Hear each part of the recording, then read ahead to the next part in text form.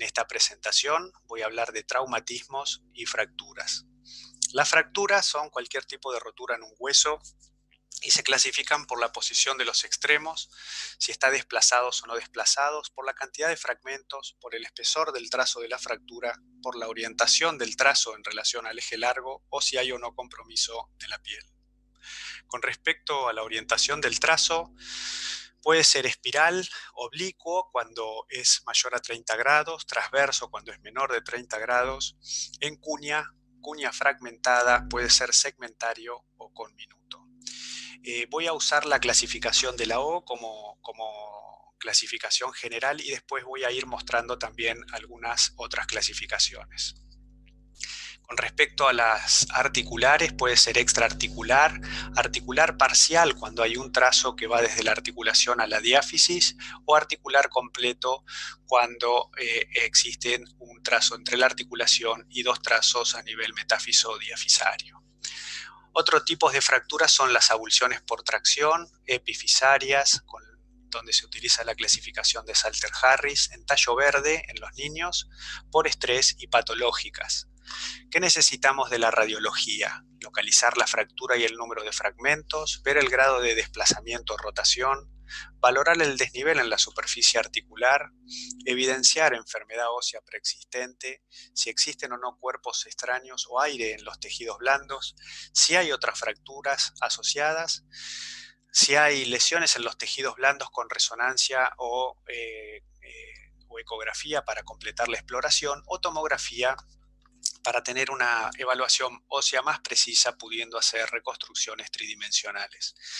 Hace 2 años trabajo con esta nueva tecnología que es la tomografía con BIM, donde la diferencia con el multislice es que hace un barrido cónico de rayos X, hace un volumen. En cambio, el multislice hace un barrido en espiral. Y tiene unas ventajas, que es la alta resolución espacial, baja dosis, cortes finos y menos artefactos a los metales.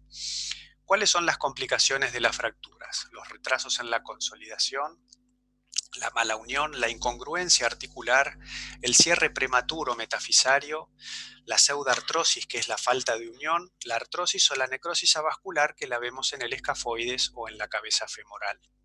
Y acá tenemos dos diferencias. No es lo mismo un retraso en la consolidación que una pseudartrosis. Un retraso en la consolidación es una demora en el tiempo normal que uno espera que un hueso se consolide. Y se caracteriza por tener menos reabsorción en los bordes fracturarios. Presenta pequeños puentes óseos como vemos acá en el peroné o como vemos acá en el escafoides. No hay esclerosis subcondral, no hay quistes, no se cierra el canal medular y no hay extremos óseos redondos. En cambio, en la pseudartrosis, como ustedes pueden apreciar, no hay consolidación, no se observa ningún puente óseo. Hay mayor reabsorción en los bordes. Hay esclerosis subcondral, hay presencia de quistes, hay cierre del canal medular en los huesos largos y hay extremos óseos redondeados. Empezamos con algunas fracturas por estrés que se producen por un estrés anormal en huesos normales o estrés normal en huesos patológicos. En la fase aguda las radiografías son negativas, solo se observa en la fase de curación. Puede haber esclerosis perpendicular al eje largo de las trabéculas o reacción perióstica. En esto nos ayuda mucho la resonancia, ya que es muy sensible a los movimientos de agua, donde vamos a ver edema óseo, edema perióstico o la fractura. En este ejemplo vemos edema óseo en una secuencia T2 con supresión de grasa a nivel del sector inferior del cuello femoral derecho con un pequeño trazo de fractura. En la cadera este es un lugar frecuente de ver fracturas por estrés. En T1 muestra baja señal y se sigue viendo el trazo. Otras fracturas por estrés se observan a nivel del platillo tibial. En este caso es difícil radiológicamente, es una lesión oculta y en resonancia magnética se hace muy fácil ver el edema y el pequeño trazo metáfiso-diafisario en el platillo medial. Por último, en las fracturas por estrés, la fractura por estrés del corredor a nivel del cuello y diáfisis distal del segundo metatarsiano. En esta radiografía vemos una pequeña reacción perióstica indicando que esta lesión es subaguda y en resonancia magnética vemos perfectamente esa reacción perióstica caracterizada por un poquitito más también de esclerosis cortical y el edema tanto sea en la médula ósea como en los tejidos blandos. Las fracturas en tallo verde son frecuentes en los chicos, son fracturas con un trazo incompleto, como vemos en la radiografía, y además hay otras lesiones de los chicos como son las avulsiones o las lesiones epifisarias, donde se utiliza la clasificación del Salter-Harris, y la más frecuente es la tipo 2, donde hay un compromiso metafisario y diafisario.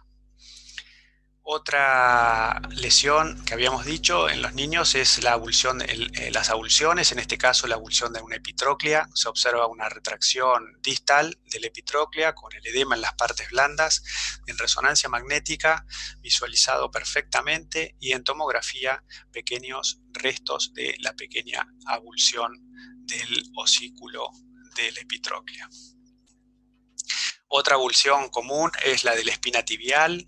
En los niños generalmente no se producen rupturas del ligamento cruzado, se producen avulsiones, y en este ejemplo vemos perfectamente en la tomografía cómo se observa la avulsión en la espina tibial, y lo mismo en resonancia tanto en el plano sagital como en el coronal. En cuanto a las lesiones epifisarias, después de un traumatismo de codo, esta chica presentaba edema óseo a nivel del olecranon, y le hicimos una tomografía y tenía una fractura a nivel de la metáfisis. Esta es una lesión de Salter-Harris tipo 1. Cuando no cicatrizan bien las lesiones epifisarias, se produce una complicación como estas, que es un cierre prematuro metafisario. Es una condición indeseable para cualquiera de estas fracturas. En cuanto a las fracturas patológicas, hay una lesión que ocupa un espacio, que pueden ser de tejido benigno o maligno, que altera la estructura de ese hueso y lo puede fracturar. En este ejemplo, un encondroma, es un tejido cartilaginoso con calcificación en O o en C centrales, que producían esta pequeña fractura en la falange 2. Y en la falange distal, vemos una lesión isointensa en T1, hiperintensa en T2, radiológicamente es radiolúcida, con fractura cortical, y correspondía a un quiste óseo. Pasamos ahora a la luxación acromioclavicular. Repasamos la articulación acromioclavicular. Tiene sus ligamentos propios y además tiene ligamentos estabilizadores, que son el conoide en azul y el trapezoide en amarillo. Los podemos identificar perfectamente en resonancia magnética en la secuencia T1, tanto en el plano coronal como en este caso, como sagital, que se ven perfectamente. Radiológicamente debemos ver congruencia articular y el espacio coracoclavicular, que mide aproximadamente 10 milímetros. Ante una luxación vemos que hay incongruencia articular y que se duplica el espacio. Eso es un signo indirecto de que los ligamentos se encuentran lastimados. Corresponde a una clasificación grado 3 de Rodwood, y Rodwood tiene 6 clasificaciones, 6 grados. El 1-2 son las lesiones estables, a partir del tercero son las lesiones inestables. Respecto a la fractura de la clavícula, tiene 3 localizaciones. El 80% son las del tercio medio, 15% tercio lateral, 5% tercio medial. Se puede completar con radiografías en otras incidencias para ver bien el desplazamiento y la cantidad de fragmentos, o con tomografía computada.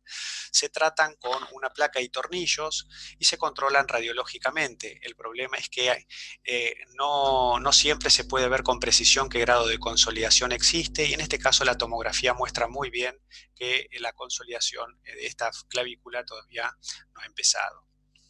Con respecto a las fracturas del húmero proximal, pueden afectar a la cabeza, al cuello quirúrgico, al troquíter y al troquín. Hay 2 clasificaciones, la de Nier, que es la clásica, y si no, la de la O, son muy parecidas, y la clasifica según la cantidad de partes las partes que conforman la fractura. Son en 2 partes, en 3 partes, en 4 partes, y después, en cuanto a la localización, si es al cuello anatómico, al cuello quirúrgico, a la tuberosidad mayor, a la tuberosidad menor, si hay una luxofractura o compromiso intraarticular. Con respecto a la fractura de troquíter, La radiografía puede ser negativa o podemos ver una leve irregularidad como en este caso, y en la resonancia magnética queda más que en evidente el edema óseo a nivel de la tuberosidad mayor, y además se complementa para valorar si hay lesión o no del manguito rotador. En cuanto a la utilización de la tomografía en la fractura de húmero, es muy importante para definir la cantidad de fragmentos, como en este caso que hay 2 fragmentos, que hay impactación por compresión axial y qué grado de rotación tienen. Y como en este otro caso, donde hay 3 fragmentos y hay muy poco desplazamiento y eventualmente puede hacerse un tratamiento conservador. Cuando hay una mala unión, como en este caso, vemos una angulación incorrecta, la anatomía normal de la cabeza humeral y fragmentos óseos que no corresponden. Estos pacientes pueden tener desde bloqueo articular, dolor articular o un síndrome subacromial. Si el trazo de la fractura compromete la superficie articular, existe riesgo de necrosis ósea vascular. Eso se resuelve o con una prótesis de la que reemplaza la cabeza humeral, o si hay lesión del manguito rotador, se hace una prótesis reversa. Con respecto a las lesiones de Hill-Sachs y Bankart, lo que quería explicar primero es que en la radiografía de frente de hombro es normal que haya un overlap entre la cabeza humeral y la glena en la incidencia de frente, y en la incidencia de perfil la glena tiene que estar centralizada con la cabeza. En esta paciente vemos una desalineación, no existe overlap, y eso es producto a una luxación del hombro, en este caso anterior. El 90% de las luxaciones de hombro son anteriores. En resonancia magnética vamos a ver edema en el sector póstero superoexterno de la cabeza humeral, líquido o hemartrosis intraarticular, y además vemos lesión del labrum anteroinferior con despegamiento y ruptura del periósteo. Eso es un Bankart de tejidos blandos, pero podemos tener un Bankart óseo donde se observa fragmentación y fractura del margen anteroinferior de la glena, que puede terminar configurando una deformidad en perinvertida, llevando a una inestabilidad crónica. La tomografía también nos muestra un gran defecto en el sector postero superior de la cabeza humeral, y la tomografía o la resonancia magnética hoy miden este tipo de lesiones, identificando cuáles lesiones son enganchantes o no enganchantes para definir el tratamiento quirúrgico a realizar. Otra utilidad que tiene la tomografía es ver pequeñas calcificaciones periósticas como secuela de luxación crónica. En cuanto a la inestabilidad crónica, se trata con cirugía de la Target. En este caso se saca el pedacito anterior de la apófisis coracoides y se inserta en el margen anterior de la glena para aumentar su superficie articular, y desde la tomografía tenemos que evaluar la osteointegración. En este caso no se ve consolidación. Otro ejemplo donde se observa que el fragmento se ha partido, en la parte distal se está reabsorbiendo y está desplazada, en la parte proximal sí se había osteointegrado, y esta parte se había fragmentado y desplazado producto de que había un ensanchamiento del túnel y que el tornillo de sujeción inferior se estaba saliendo de su posición.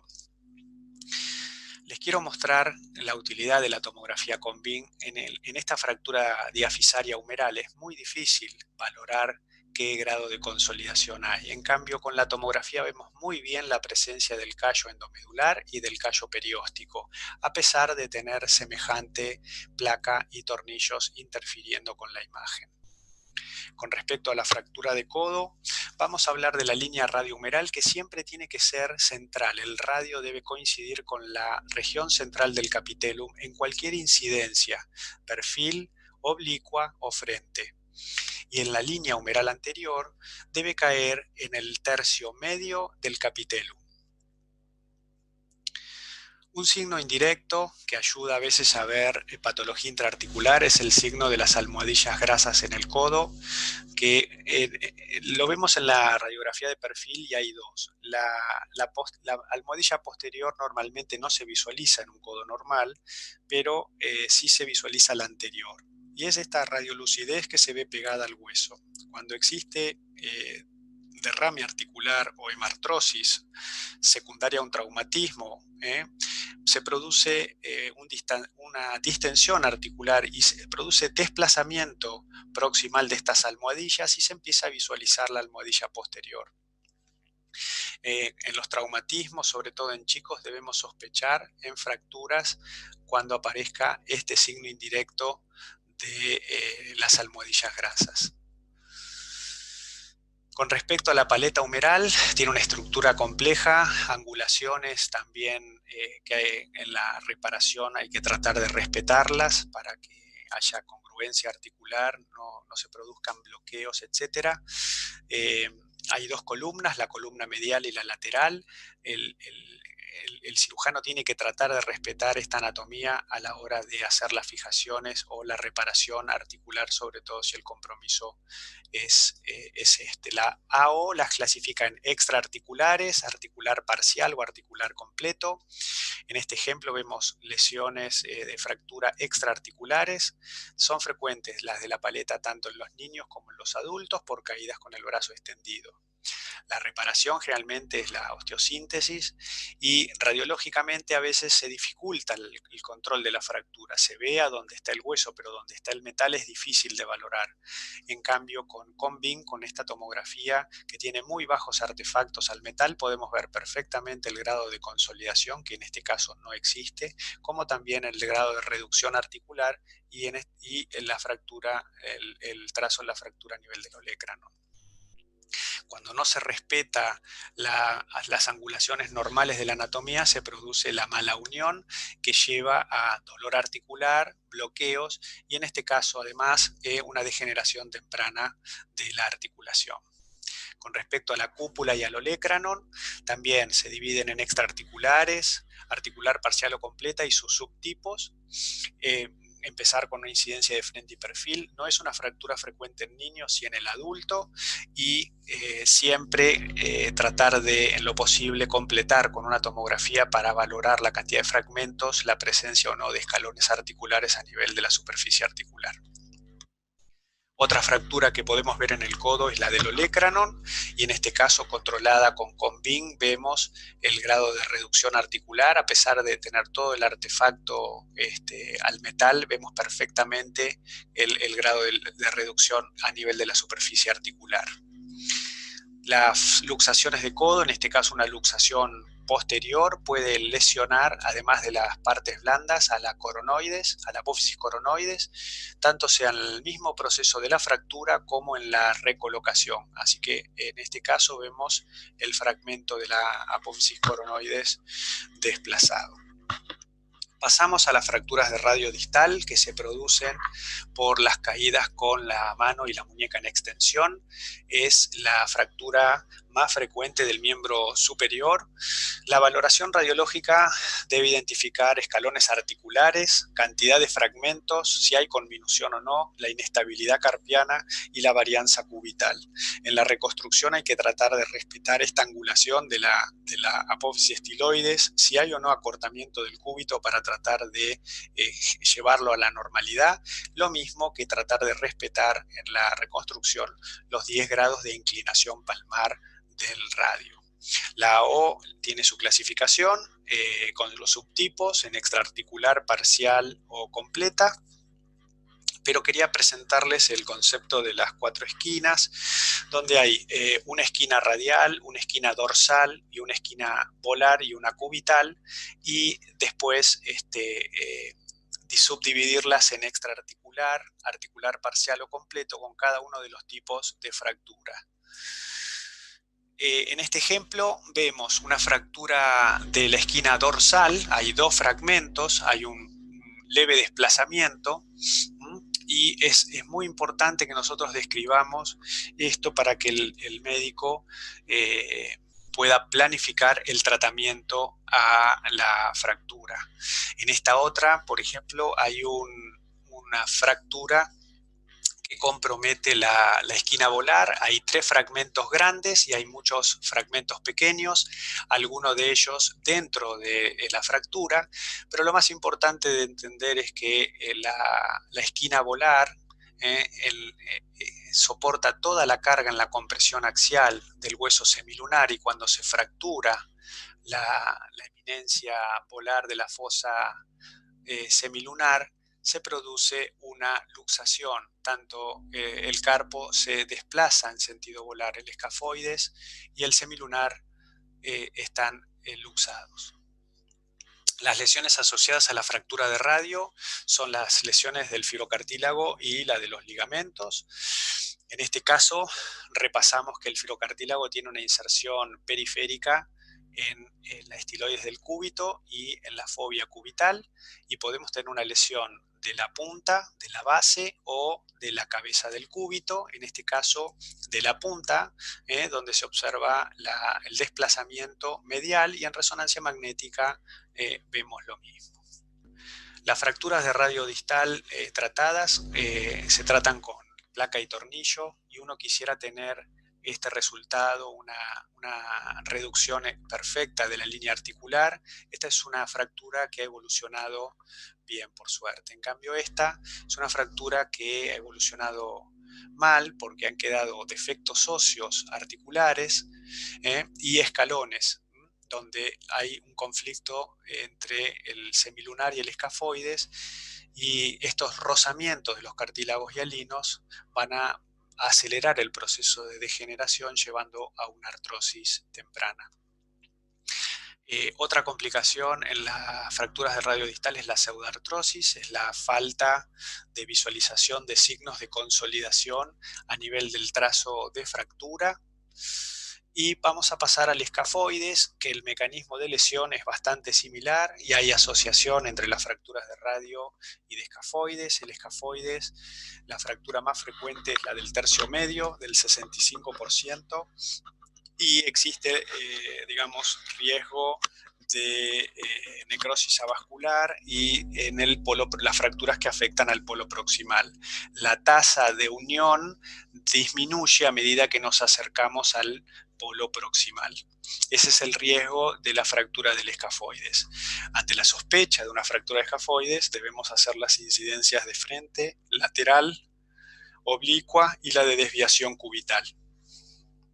Si son negativas y hay manifestaciones clínicas importantes, se debe completar con una resonancia magnética, y se puede ver desde edema óseo en el polo distal, como en este caso, que es una contusión ósea, o ver perfectamente un trazo de fractura a nivel de la cintura, acompañado no solo de edema óseo, sino también de derrame articular.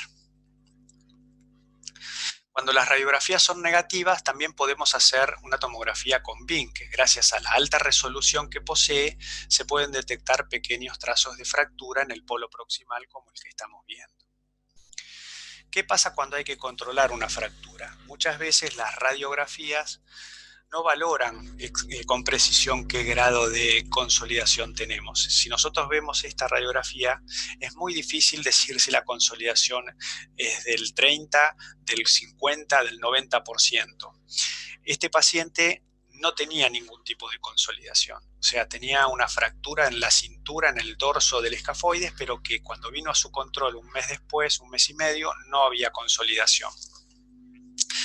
Les quiero decir que cuando estudiamos al escafoides lo hacemos con cortes coronales y sagitales propios al escafoides.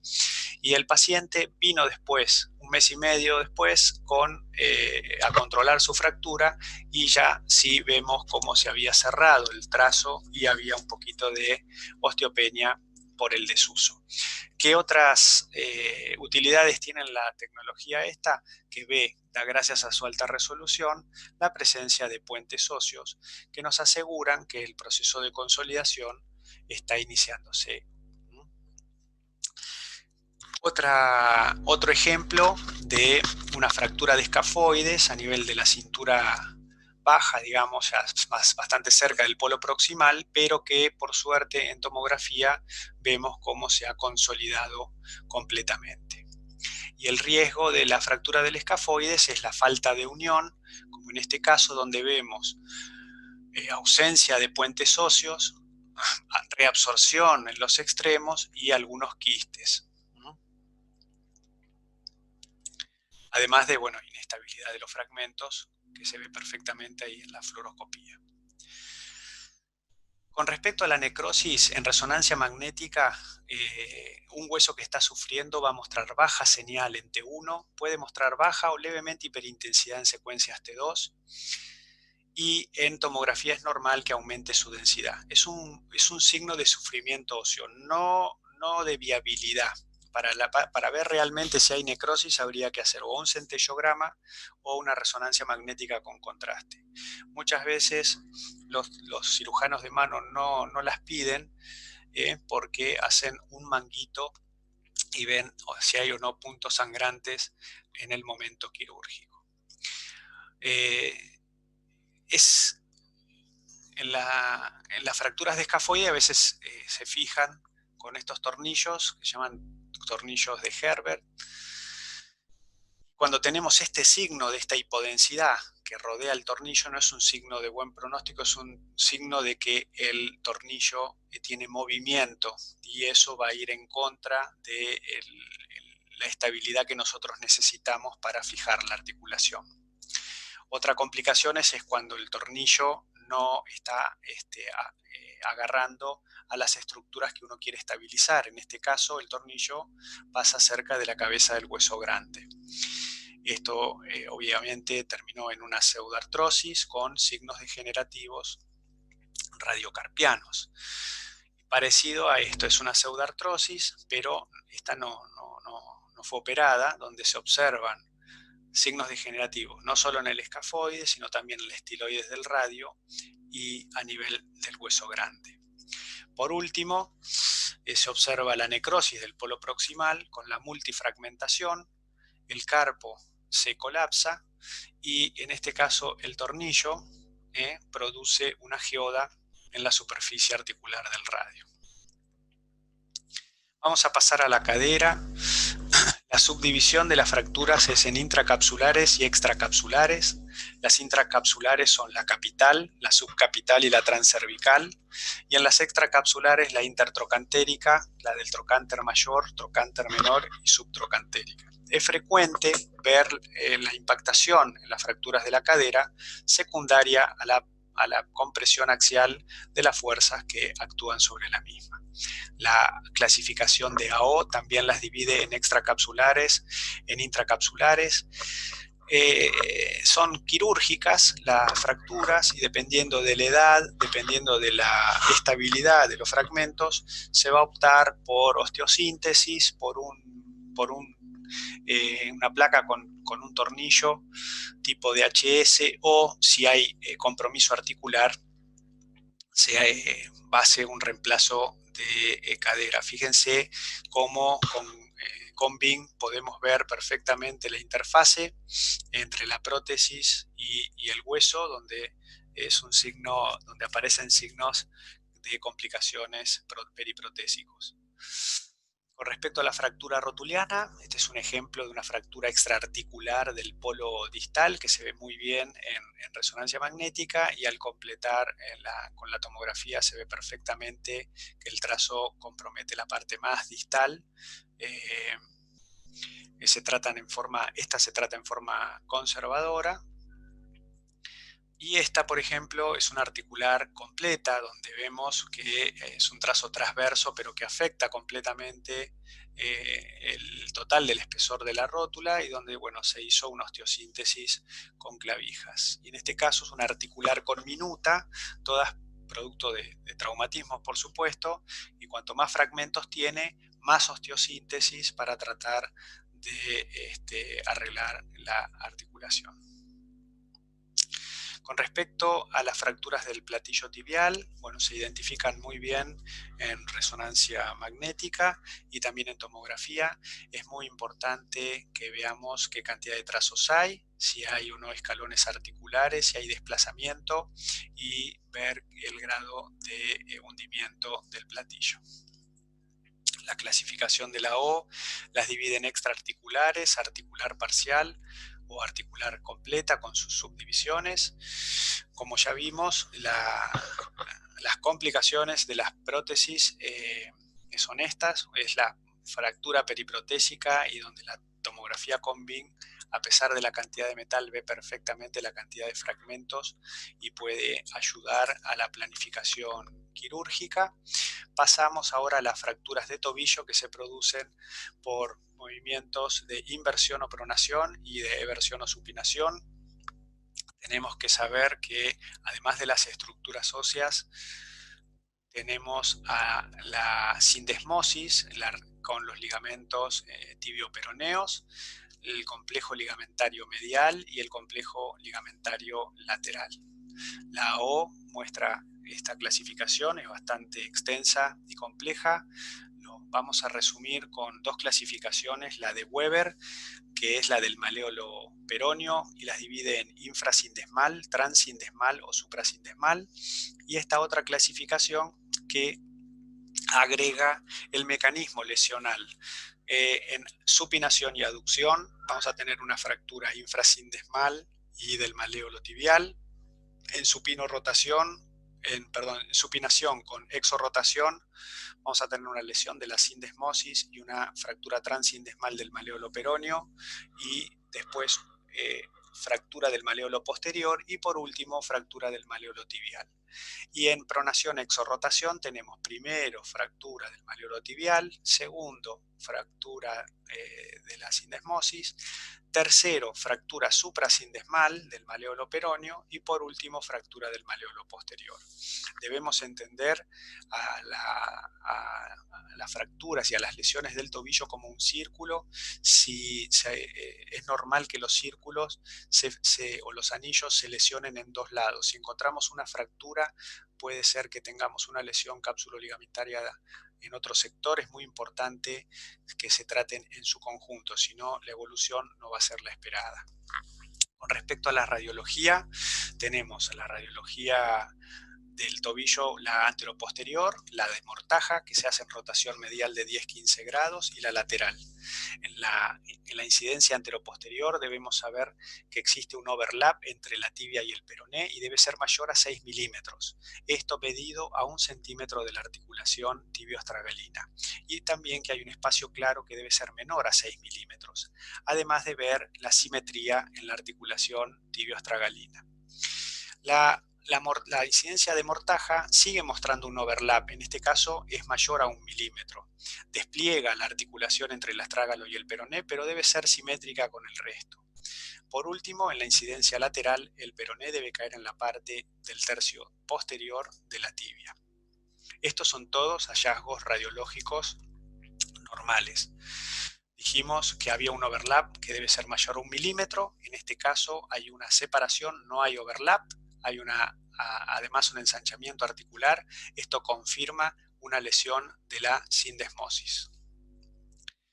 Vamos a ver fracturas de tobillo unimaleolar, en este caso tratada con placa y tornillo, parece ser transindesmal. Otra bimaleolar, con osteosíntesis en el maleolo tibial y una placa y tornillos. Fractura unimaleolar, donde vemos que está tratada con una placa y tornillos y aparentemente es una lesión transindesmal. Una bimaleolar no tiene la mejor reducción porque obviamente hay una leve separación, pero bueno, es bimaleolar y compromete tanto al maleolo tibial como también al maleolo peroneo, y ahí se ve el trazo de fractura, parece que está consolidada, parcialmente consolidada. Y por último, una trimaleolar con secundaria pronación y exorrotación, donde vemos la fractura alta suprasindesmal del maleolo peroneo, la fractura del maleolo tibial y la fractura del maleolo posterior y la fractura del maleolo tibial. Del pilón tibial son las que afectan la superficie de carga. Es importante hacer una buena descripción, valorar la cantidad de fragmentos para que el cirujano trate de reparar esa articulación y evitar la degeneración articular. La O las clasifica en extraarticular, articular parcial o articular completa con los subtipos. Esta es una de las complicaciones cuando hay una mala reducción o quedan los fragmentos a veces un poco desplazados, que lleva al pinzamiento articular y a la degeneración articular temprana. Estas son fracturas de alta energía con múltiples fragmentos de muy difícil reparación a nivel del pilón tibial.